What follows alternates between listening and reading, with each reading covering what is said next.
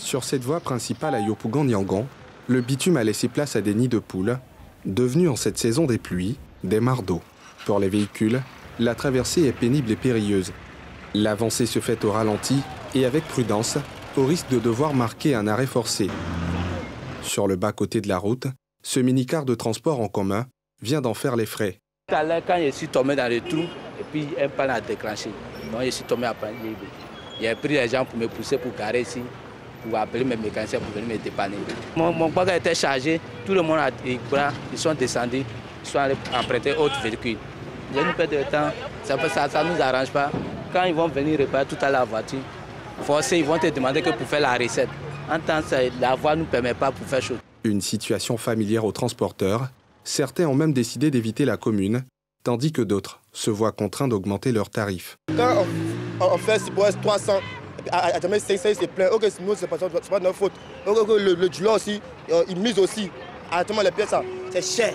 Présentement, on n'arrive pas à prendre les clients à cause de la route. C'est à cause de ça, il y a des vieux, vous-même, vous m'avez vu. Donc, j'ai fait le tour. Mais de la manière, il a fait devant là-bas, vraiment, je ne sais pas. Là, je suis obligé de dévier, rentrer dans le quartier et puis sortir devant. Pour éviter de mettre leur voiture en pièces, quelques chauffeurs tentent de trouver des voies secondaires dans les quartiers. Ce qui a commencé, concernant ma tante, je suis venu la déposer, raison pour laquelle je suis arrivé ici. Sinon, ici, là, compte tenu de la voie, ça ne nous donne même pas le courage de venir par ici. Le Yopougon, c'est du calvaire, on ne peut pas circuler. Toutes les voies sont toutes gâtées, donc raison pour laquelle on n'arrive pas ici. Une situation qui affecte les populations environnantes. Pire, leurs vies sont quelquefois mises en danger lors de la traversée. Et avant que la pluie même devienne là, Niangon n'est plus Niangon. Même souvent, même quand tu es dans les autres communes, que tu dis je vais à Niangon, si tu dis Texaco, bien Méniserie, mais la voiture, le taxi te dépasse. Il dit non, je ne vais pas vers là-bas, que la voie n'est pas bien. Avant, il y a une dame qui était dans 3 roues. Elle avait le poisson.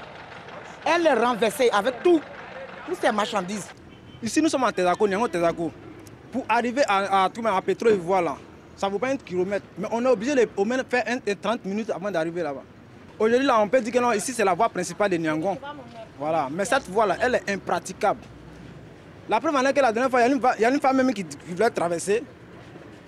Le fait même de vouloir dévier le trou, là, le monsieur, il a renversé la femme. Face à cette situation qui perdure et en l'absence de solution pérenne, la colère monte.